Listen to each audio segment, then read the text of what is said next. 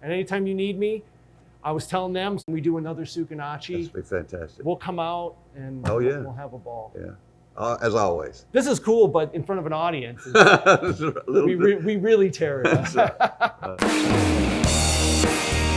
Welcome to Tony's Backstage Pass. This is a behind the scenes of the music industry where Tony strips back the curtain and shows you what really goes on. So tune in and tune up. It's gonna be a wild ride.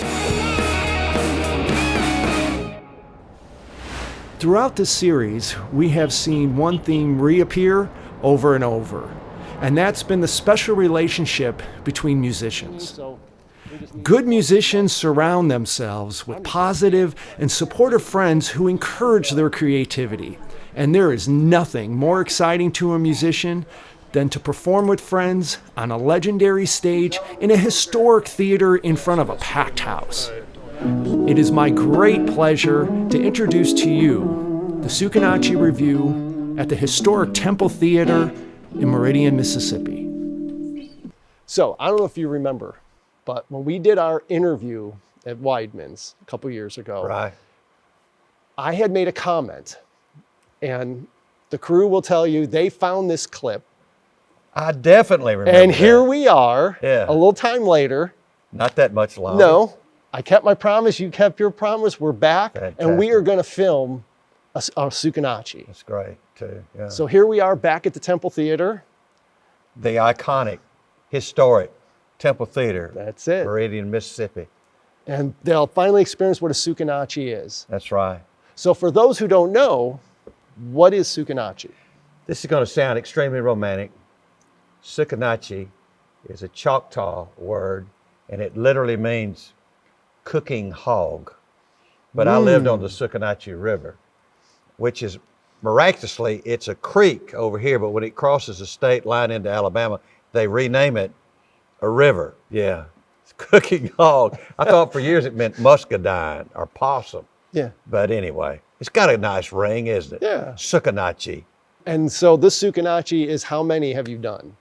17 years, and I guess we've done over 200 of them. The average life of a show like the Sucarnochee Revue is 3 shows. We've been doing it 17 years, thank you, Lord. That's fantastic. And they used to be televised at one time, and then on the Oh radio. yeah, had 3 documentaries, and of course it was syndicated on radio, on public radio, and on commercial radio all over the place. It was in fact, it was over in Europe as well too. When did you have time to do all that? Plus have a songwriting career and everything else? I don't like to think about it too much. I'm sure I neglected someone, perhaps myself, but it worked out fantastic. Are you still looking to keep it moving forward? What's the future for Sucarnochee? What's the lineup the thing for this about one? it is you know this is so well. We've had so many people, the young people especially, that have used this as a launching pad, and they're now in Nashville and Los Angeles and different places and doing so well. And so that's really my motivation for continuing to do it, because you see so many people benefit from it. I say it's for the rising stars and for those of us like myself who are on the way gently down, in their careers. But No, I don't know. You just had another hit. I did. I mean, you're I've not had on your 2 way down hits. from anything. Yeah. I think I'm the Colonel Sanders of country music. I mean, because I'm at this advanced age now, and I'm still Well, and get some Christian things music done. too. Christian music, which I'm very, very happy about. Tell us about that last single you just Well, did. I wrote this song about my dad. Wow. I didn't mean to be sissy about it, but I did. I wrote it about my dad. It's called White Picket Fence. And I just thought the song needed an audience. Bloom. It got to be number 11. It's still going up. But that's a good feeling to know a song like that that's so personal does something, And so that's a good deal. Well, as a songwriter, Yeah. You do want to pull parts of yourself up, but Well, yeah. there's certain times you dig a little deeper than others, and Well, and I think that's the way it ought to be. Right. And it's got to be real to you if it's going to be real to somebody else. And so I'm always tickled about that, I think If I Didn't Love You was one of the biggest hits I had in the United States. That was about, it's really more about my hometown of Columbia, Tennessee than it is about a person, to be quite frank with you. And then a song like Exchange of Hearts, which is going to be re-recorded by this new artist, Berritt Haynes, who's going to be on the show tonight. That actually was about a girl a long, long time ago. But the thing about it is I can't tell you how many girls have come forward over the years and said, you wrote that song about me, and I hope the Lord will forgive me. I just never have had the heart to say, no, I wrote it about somebody else. So that's how that works too. Yeah. That's why, when they have these songwriting circles, I always tell songwriters, you got to kind of watch what you divulge, because sometimes you write about other people or certain things and stuff like that, and you don't want them to know really what the meaning is. Sometimes you write a song that's kind of flippant about somebody, and Let me give you an example. I've written a couple of 3 plays over the years, and so I was writing this one play, and I called one of my best friends to come over there and help me remember some of these things, because I was going to write it pretty close to the way things actually happened, but I was going to change the names, which is what I did. And he kind of snorts when he talks, and the whole time he's saying, Jacky, you better change those names. He says, we're going to get sued, you know that, don't you? And I said, I'm going to change the names. And when I'm writing songs, I have to change. If I wrote a song about Tony Pasco, I would have to change the name. You can use my name. Or Dudley, or Chris Etheridge, or Chris Sharp, or any of them.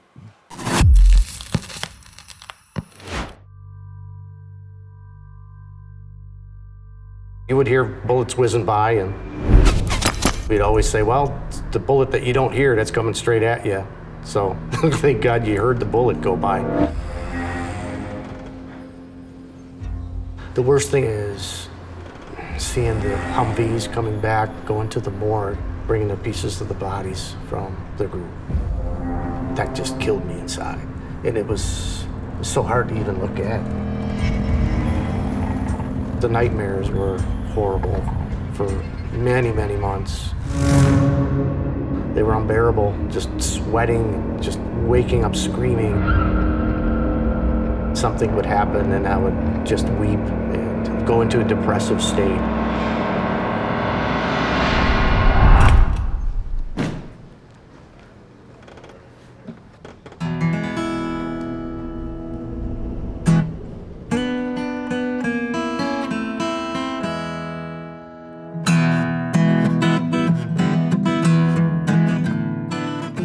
Please visit www.guitarsforvets.org. That's guitar with an S, the number 4, vets.org.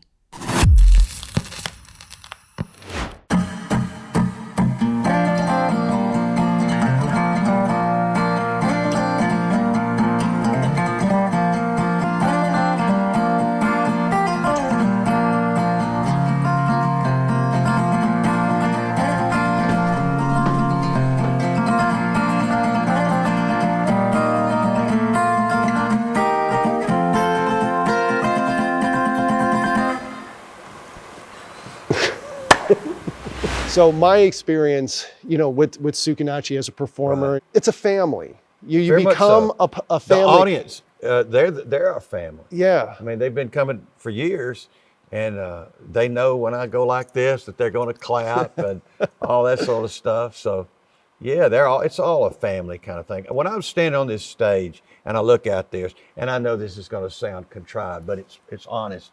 I'm standing here and I'm looking out here, and I'm thinking, these folks just came into my living room.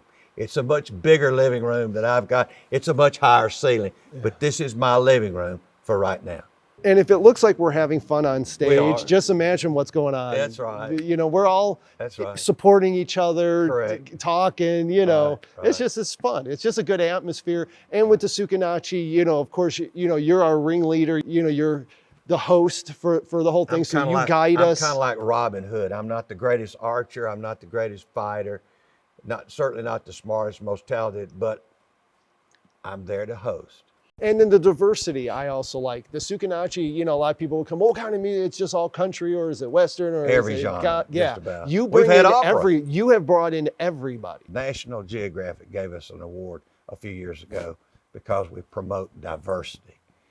And I said, let me tell you something. It's the music that promotes diversity. It's the music that brings us all together. And when you're making good music, you're meeting good people, and you're having good associations. I said, that's what brings us together. Just like Carl Ray going to be on the show.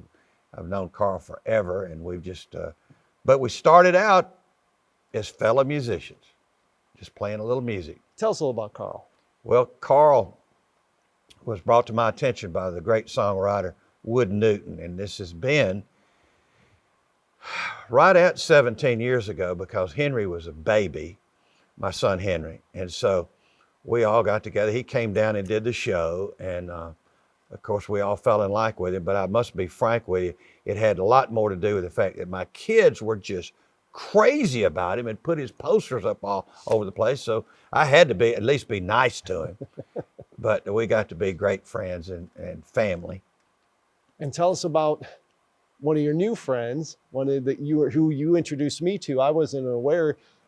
This Berritt man, Haynes? yeah, this young man on TV. Well, he was on The Voice, and he was on Blake Shelton's team, and he has quite a story. He's a healthy, vibrant-looking fellow, but he's had a heart condition since he was a very young child. He loves sports, but he was not able. They didn't want him to play sports because of his heart condition, and that's when he took up music, and just kind of like a couple, 3 people that we've known in our lifetimes, he took to it instantly, and he's just got such a beautiful singing voice, tremendous. He's got a rather unique sound and tone to his voice, and I think the sky's the limit for him that way. And then he turned into being a really good guitar player. He's been working with a fellow named Jerry Glenn Wolfe. Jerry has helped him a lot with his songwriting, and made a guitar for him or two. And nice. So that's been a great association as well. There's 2 people we have talked about when I said, well, when I get my own show, we're going to do season 1. I'm going to get these people. Okay. Well, I've gotten both of them now, and I Okay. need you to fill in some gaps by one story. Okay. Okay? Because Okay. you know both of these gentlemen. Okay. And they're both in one story. Okay, but with go ahead. Mr. James Burton. Right. Oh, And crazy about it. And Hartley Peavy. Well, I'm crazy about it. I hate to admit it, but I'm crazy about old Hartley. If you can tell us that story. You talking about with Jody? Yeah. Oh, well. James Burton has been one of my heroes forever. Well, Hartley knew that James Burton was one of my heroes. He also knew that Jody, my wife at the time, her hero was Morgan Freeman. So we had all these people there, and here's Morgan Freeman and James Burton at the same place. Well, you've known me for a long time. Have you ever known me to go speechless, ever? So anyway, I'm walking up there, and I said, Hartley, where is James Burton? You said he's going to be here. And I'm looking everywhere for James Burton. But James Burton walks right around the corner. I look up, there's James Burton. I went completely speechless. And Hartley and Jody are laughing and making fun of me. And James is just looking at me like, what is wrong with this fella? I mean, has he got some medical problems? And so anyway, Jody looks at him and says, James, let me explain something to you. You're his lifelong guitar hero. He has your picture on his office wall. He says, maybe he bows to it every day. I don't know. But this is the first time I've ever seen him to go speechless. And James reached down into his pocket. He says, little lady, just for you, I'm going to give you a James Burton pick. James Burton did not give me a pick or anything. But anyway, when he found out I was Chris Etheridge's friend, because Chris and James Burton were just like that. So so Hartley and Jody, they both saw that happen. They witnessed that, and they have yet to let me live that down. So why is James Burton so important? This is my idea.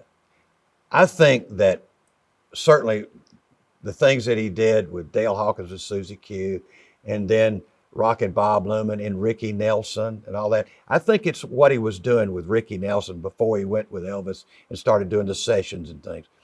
That chicken picking style, if you'll listen to those early records like Fools Rush In and things like that, you'll find that the session players on the rock and roll records of the mid-1960s and on, they started trying to replicate that.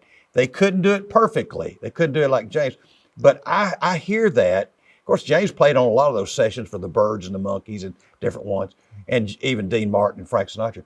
But you will hear people try to replicate what he did.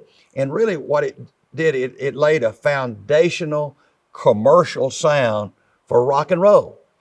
James Burton, his importance cannot be understated. It cannot be understated. He was fabulous. Yeah, he was great. Yeah. Good. Now let's switch to our other buddy, Okay. Mr. Hartley Peavy. Hartley Peavy. Well, I mean, there's nobody quite like him. He was born without a filter. He does not have a filter. He's no phony baloney about Hartley. He's just what he is. He's been so important to this town and providing jobs, but more than just providing jobs, providing inspiration. He's inspired a lot of people. And the one thing that he constantly talks about is you have to have a passion for what you're doing.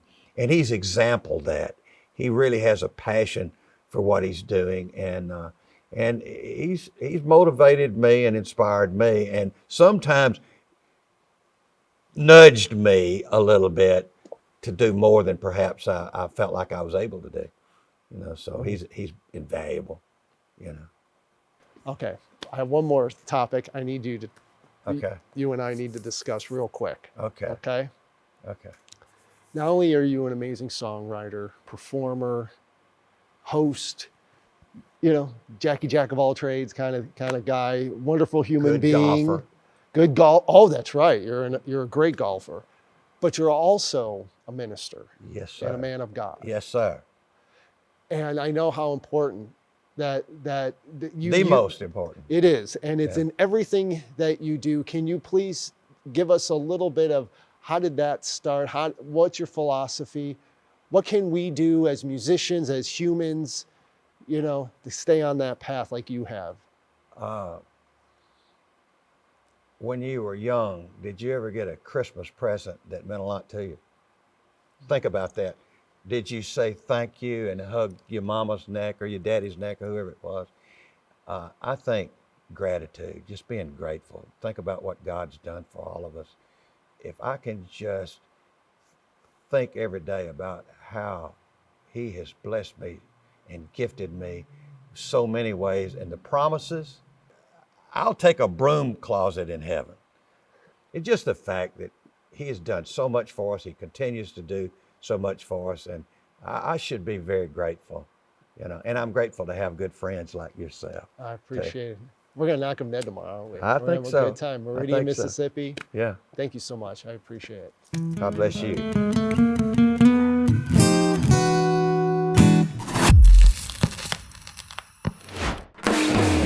Want more backstage stories?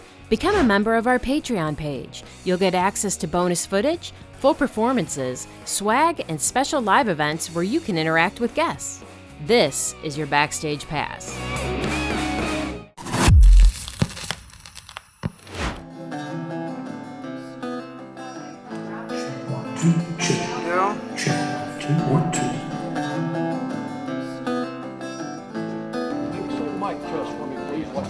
Testing 1, 2, 3, 4. Testing 1, 2, 3. Let me get you something at the bar. And we can live with it. Have a shot of forgiveness. Then we can live with it.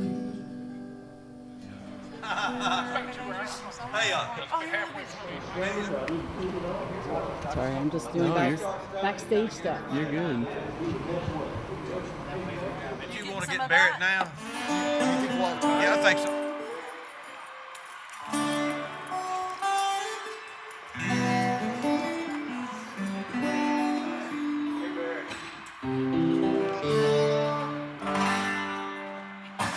Once a little love broke the seesaw down.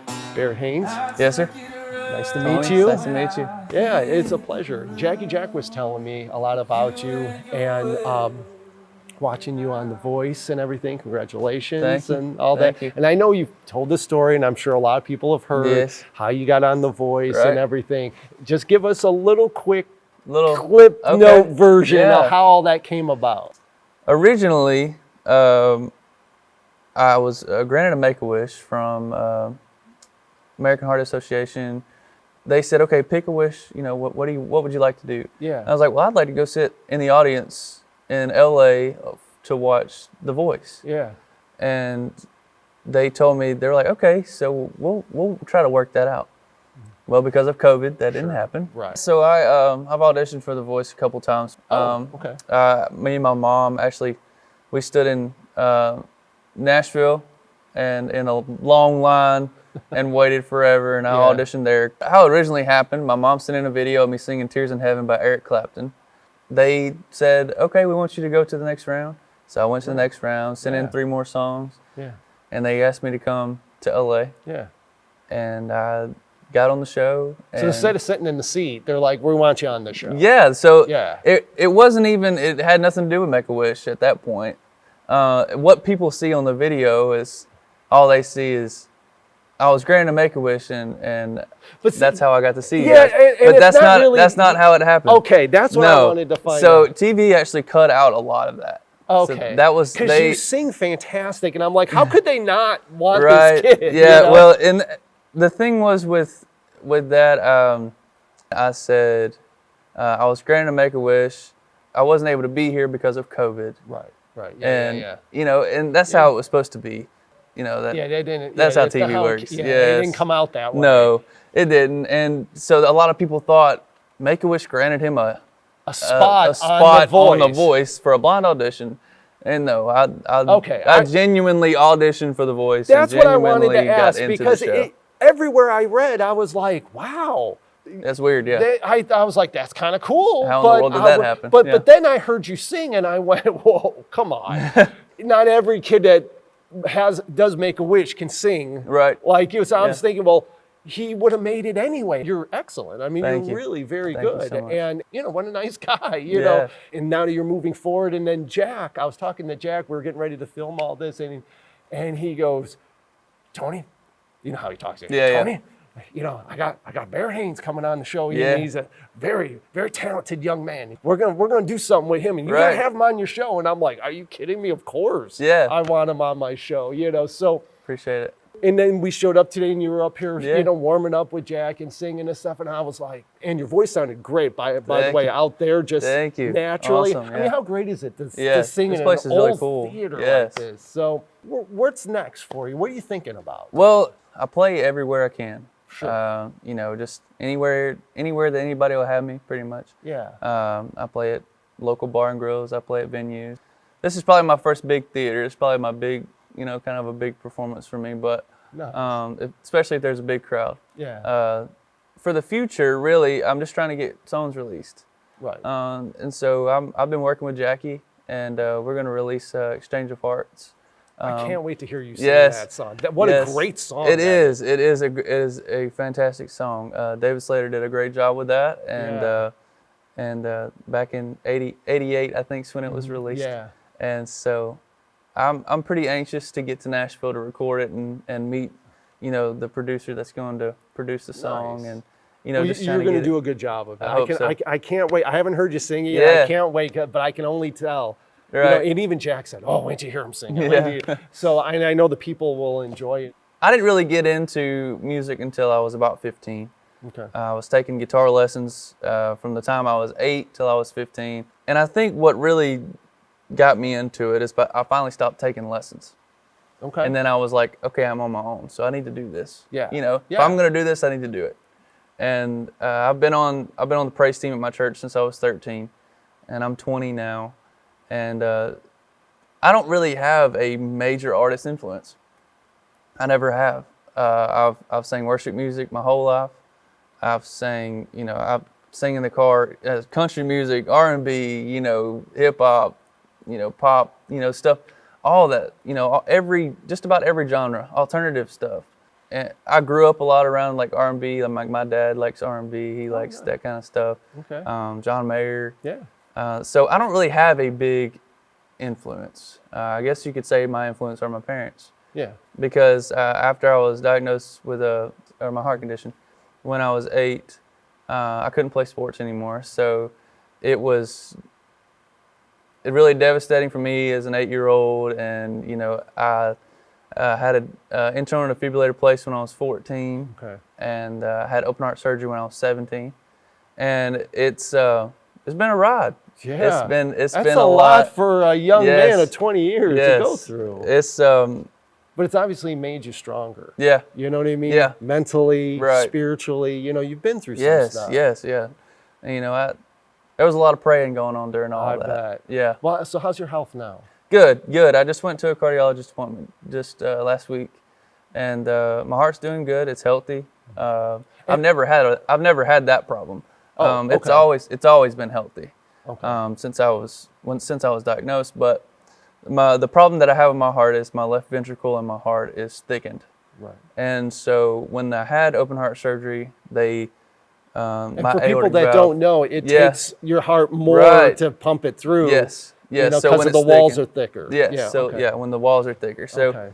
my aortic valve, which on an echo, it looks like a flap inside your heart, pretty much. It was thickened, and the wall around that was thickened. So they had to go in and trim that down. So they trimmed that part down, and it's better, and it actually decreased the size of my left ventricle. The right side is completely normal. Okay. But the left side, the wall is thickened, the septum, and it's normal heart. It's like 6 to 11 millimeters, and mine's like 57. Oh, Yes. so is this something you'll be dealing with for the rest of your life, or is it through medication, or how does that work? So, it's genetic. My mom has it, Okay. but my mom didn't know she had it until I was diagnosed. Oh. And my pediatrician actually is the one that sent me to a cardiologist. Okay. Because he heard a heart murmur in my heart he'd never heard before. And so he sent me to a cardiologist, and that's when they found it. And then my mom did genetic testing, and my mom has it. And we don't really know, my youngest sister has the gene for it, but she doesn't have it.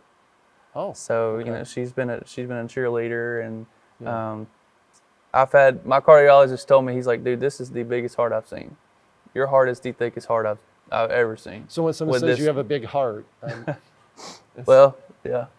You do. Quite literally. Yes. So yes, this will be something I'll probably deal with until my heart becomes unhealthy. And there has been kind of a talk about maybe a heart transplant, but I hope that is like way down the road. Forever down the road. Now, performing and doing anything like that doesn't get it's just strenuous activity. Really just if I put my body into like a continuous strain is really what's not really good for me. So like my heart rate is, before I had open heart surgery, my resting rate was 110 beats per minute, and now it's 75. So they got it down to where it's normal. Okay. When you're playing a show, I don't really jump around when I play a show, but I've seen a lot of people, they're just hyper, soaked in sweat, just everywhere. Yeah. I think it would be fine, Okay. I don't think it would be a big deal, honestly, but it's something I've always wanted to do, and it's like training for something. You know, your heart is a muscle, so if you have done it for so long, then it's gonna get stronger. It's just you're just it's used to it. You're going to Nashville. You're gonna cut the song. Yes. You're performing. You're 20. Right. You know what I mean? You've been on TV. Yeah. And stuff. So life's pretty good, Yeah. right? Yeah. Life's not bad. Yeah, it's not bad. You're Yes. dealing with, your condition. You have Right. a great attitude about it and stuff. It sounds like you have a nice family. Yes. I do. That's great. I That's do. great. So what advice would you have as a young man? You're breaking into the industry and stuff. When you see other kids coming around and they look to you and they say, well, you're on The Voice, and what advice would you give? Funny you actually say that. I substitute teach at fifth and sixth grade school sometimes, and they're always like, "That's Mr. Berritt. He was on The Voice." I've had kids come up to me and be like, "Why are you wanting to pursue music? Why is this something that you really want to do?" It's sixth graders coming and asking me this. Yeah. And I'm like, it's something I've always wanted to do. It's a dream that I've always wanted to achieve. Yeah. And as far as what to tell them, just follow your dreams. Follow what you want to do. And if that's something you want to do, go after it until you get it. And that's really the way I've always thought of it. I enjoy it so much that it's just, I don't see myself doing anything else. You know, That's a good point. I couldn't see myself doing, you know, a 9 to 5 or a 8 to 3 or, you know, because you'd be thinking about this. Yes. Yes. Yeah. I mean, I'll sit in my room for hours playing my guitar, you know, and I sing more than I play my guitar, really. I'm no professional guitar player at all. I can hold my own, but that's about it, you know. I really worked on my voice the past couple of years, you know, just getting it where people want to hear my voice, you know. Yeah. Having a different sound, having different qualities to my voice to where they're like, man, he's actually pretty good, you know. You're working on right. your craft. Yeah, my craft, Yeah, yes. you're perfecting yeah, it. so I'm trying to perfect it, and I'm a perfectionist, so Good. Going into the studio and recording Exchange of Hearts, if it's not right, then I will Of course. cut it. We're doing it again. Because it'll bug you for the rest of your Yes, life. It'll yes. haunt you. If I hear the song, Oh, yes, yeah. yes. I get that. I've done recordings where I've that's good enough. Man, to this day, I'm like, why did I do that? Yeah. Yes. And a lot of the times people are always like, it doesn't have to be, you know, extremely perfect. I'm like, you can't ever sing perfect. No. I mean, there's only a couple people in the world that can sing But there's perfect. levels that you're satisfied Yes. with yourself. Yes, and the sound that I'm satisfied. You have to feel Yes. like you gave it. I can live with that. Yes, That's I good. can live with. Yes. Yeah. Or I had this little slight crack right at the end. Oh, that was cool. Yeah, that was cool. Yes. You know, I probably could never do it again, but yeah, that was cool. But yeah. as long as you got it on tape, that's yes, all that doesn't matter. That's all that matters. It does take that kind of dedication. People don't realize as musicians, they think it's called playing music, not working music. Yes. So they think we're not like working at it. Right. Singing and playing for 3 hours is about equivalent to working a full-time job Absolutely. because I am exhausted. Of course. You know, Yeah. it's like, you know, even if I'm just sitting there, because you're just sitting there playing guitar and singing. I'm like, okay, I want you to talk for 3 hours straight. I want you to talk for an hour straight and not take a break after that hour. Yeah. At least just not talk. And that's what In it is. front of people. In front of people, you know. And then you're having to play guitar as well, so your brain's working in multitasking. your brain's Oh, working it's in a lot of ways. Yeah, people So- don't realize, and it's all the prep before and the Yes. stuff after. Yes, it gets exhausting, Yes. but when we're good at it, when it pays off, we do make it look effortless. Right, and then it's fun. Yeah, You're like, this is exactly. awesome. As a young guy, you're taking the time, Thank you're you. doing it. It's paying off, Yes. obviously, and I Yes. can't wait to hear you perform. Thank you. And I wish you the best. I hope I get to Thank see you. you, Yes, sir. more Yes. in the future. I think you have you a so bright. much. You're on the right path. I Yeah. can't wait to see where you go. Thank you so much. My pleasure. Appreciate you. Meridian, Mississippi. Come on, come on. Are you going to do that song? You want me to talk about it? Or you going Death had our son, we were both 17. Living on a farmer's wage. He let it all hang out. The silver in your hair. I'll speak for you.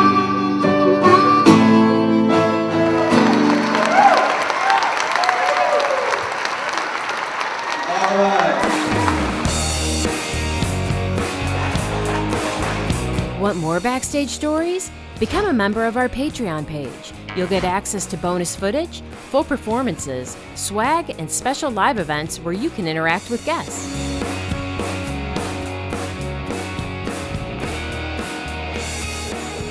This is your Backstage Pass.